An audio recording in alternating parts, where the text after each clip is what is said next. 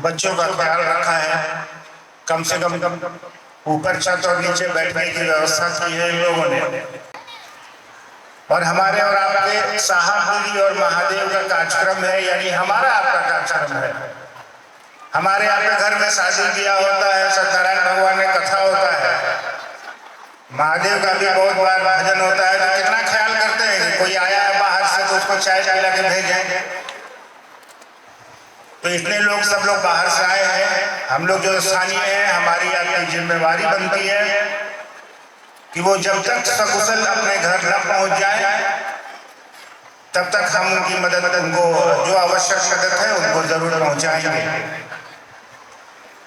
मैं सुन रहा था अभी कि बच्चे खो गए हैं। बच्चे नहीं खोए हैं, माँ पिताजी खो गए हैं। तो माँ पिताजी से अनुरोध है कि आप उनको ढूंढिए,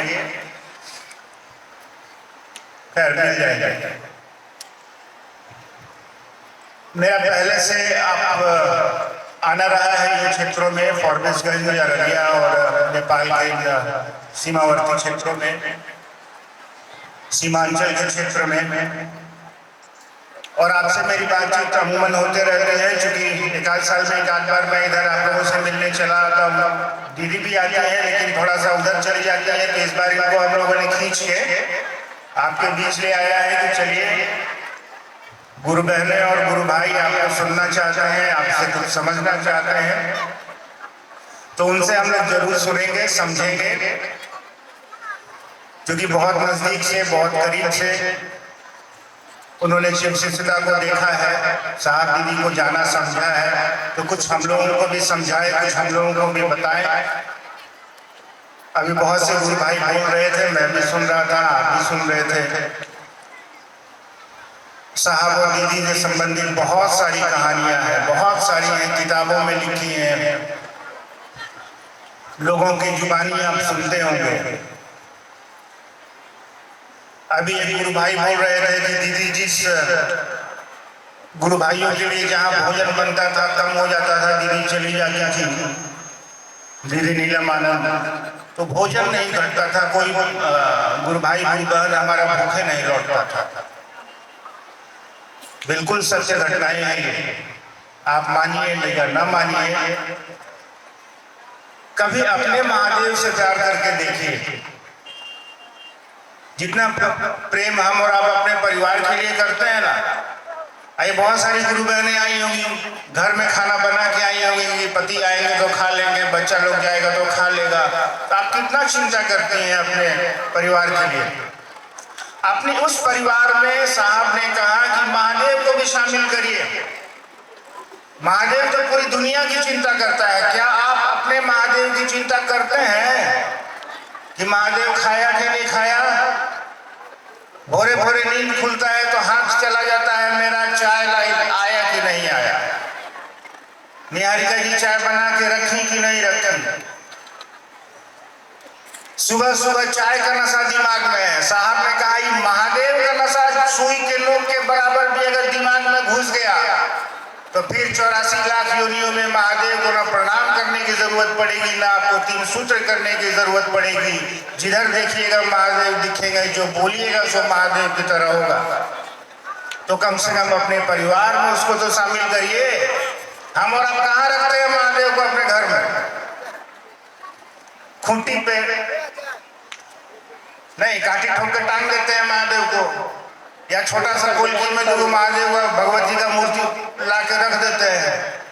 तो खैर महादेव को हमारा आपका घर नहीं चाहिए, पूरी दुनिया तो उसी का घर है भाई साहब। हम और आप इसके घर में रह रहे हैं, है ना। पूरा ब्रह्मांड तो उसी शिव की इच्छा से चलता है। हम और आप रात में सोचे सुबह नहीं उठे तब कौन बाजा बजेगा? धरती पे बहुत सारे लोग हैं ना भाई जो रात में सोते हैं, भोरे जिनका आंखें नहीं खुलता है। हमारी आपकी आंख खुल जा रही है तो कभी महादेव को इस बात के लिए कोई धन्यवाद दिया? भोरे भोरे उठ के चाय के पहले कि सरकार आप मेरे गुरु हैं। बहुत सारा लोग आज नए जगह होगा, भोर में मर गया होगा, आपके दया से कम हम जगह तो हैं, कम से कम आपके दया से आपका बात तो 2 आदमी से कर लेंगे कि महादेव को गुरु बनाओ। तो अपने परिवार में शामिल करिए, अपने महादेव को जैसे परिवार में सबसे आप प्रेम करते हैं, अपने पति से, माँ से, पिता से, बच्चों से, ठीक वैसे ही प्रेम अपने महादेव से करिए तो महादेव भी आपकी चिंता करेंगे। प्रेम करिएगा चप्पलवा से तो चप्पल की चिंता होती है कि नहीं? आप पैर के नीचे घुसिया के बैठे हैं कि नहीं? हम भी वहां खोल के आए तो हमारा भी दिमाग वहीं घूम रहा है कि नहीं, कि कोई लेकर तो नहीं भाग गया। कितना मोहब्बत हमको अपने चप्पल से। कोई चुरा लेगा तो अगले बार से मूड ऑफ हो जाता है। गायत्री दीदी बुलाई थी, चर्चा में गए थे, साप्ताहिक में चप्पल में चोरा लिया, नया खरीदे थे, अगले बार से जाना ही नहीं जाएंगे। साहब कहते हैं घरे में करो, घरे में कर लेंगे, नहीं जाएंगे। छोटी सी चप्पल है 50 रुपये का, गायब हो जाने के बाद मन खराब हो जाता है, जबकि चप्पल का कोई मूल्य नहीं है। हो सकता है यहाँ से निकलिएगा नहर तक में टूट जाएगा, नया चप्पल खरीदना पड़ेगा। यहाँ हजारों लोग बैठे हैं, आपको अपना चप्पल खोजने में कितना टाइम लगेगा? 1 मिनट भी नहीं लगेगा। दूर से पहचान लीजिएगा आपको, मेरा चप्पल है लाल वाला। चप्पलवा बोलता है कि पूनम दीदी हम यहाँ हैं, हमको ले जाइए, वो तो नहीं बोलता है। आप कैसे खोज लेते हैं? इसलिए खोज लेते हैं कि आपको मोहब्बत है उससे। मेरी चप्पल, मेरा बेटा, मेरे पति, मेरी साड़ियां, मेरा धन, मेरा दौलत, मेरा मोटरसाइकिल, मेरा घर, मेरा जेवर, मेरा बर्तन, तो मेरा करिएगा तो चिंता तो होगा। साहब ने कहा कि ठीक है, चिंता हो रहा है मेरा करने से ना, मने मन बोलो तो हे शिवा मेरे गुरु है, तब तो चिंता यहाँ भी होना चाहिए। जब चप्पलवा से प्रेम हो जा रहा है, नश्वर चीज है, तब तो महादेव से भी हो जाना चाहिए।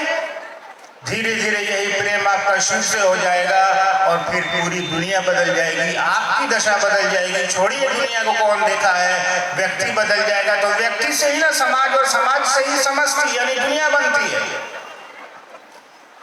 आप बदल जाएंगे तो कितनी सुंदर तस्वीर बदल जाएगी। इस पंडाल के नीचे हजारों लोग बैठे हैं, किसी को एक दूसरे की जाति नहीं पता, किसी को एक दूसरे का धर्म नहीं पता, किसी को एक दूसरे का विचार नहीं पता, फिर भी अपने महादेव की बात सुनने के लिए सब छोड़ छाड़ के जमीन में बैठे हैं कि नहीं बैठे? यही है शिव की शिष्यता, आपको प्रेम सिखलाती है। शिव से प्रेम करिएगा तो धीरे धीरे धीरे धीरे पूरी दुनिया से प्रेम होने लगेगा, सब बड़ी खूबसूरत स्थिति हो जाएगी।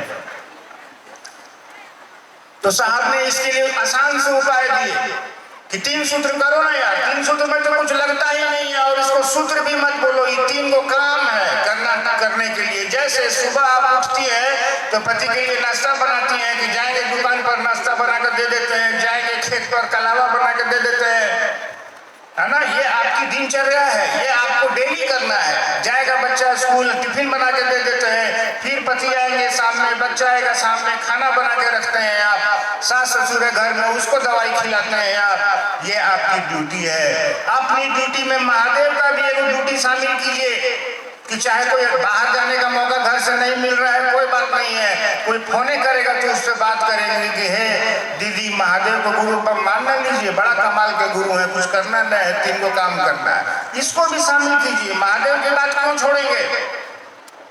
याद रखिए, महादेव का जप दुनिया का सबसे बड़ा जप। आपको कहीं माला लेके बैठने की जरूरत नहीं है, कहीं देखने की जरूरत नहीं है कि कौन सा स्थान पवित्र है, कौन सा स्थान अपवित्र है।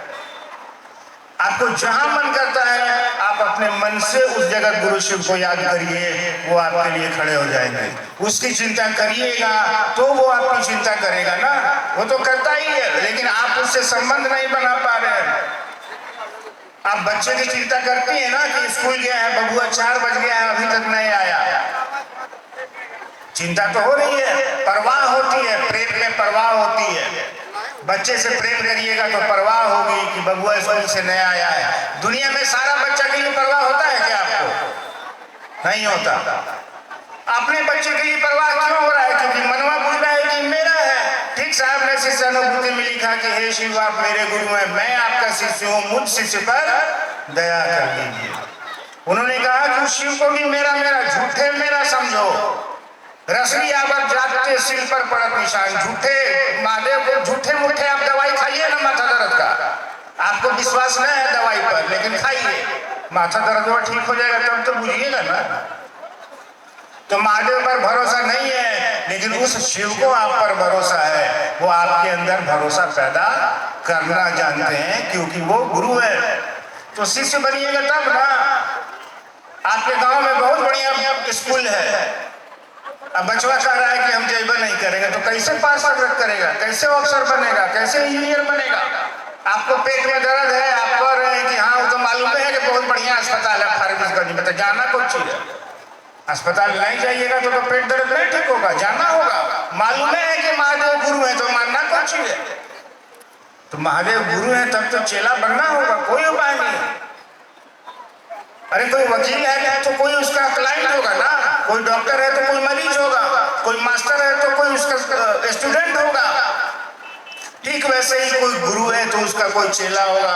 आप चेला बनवे नहीं करिएगा तो कैसे इन चीजों को समझिएगा?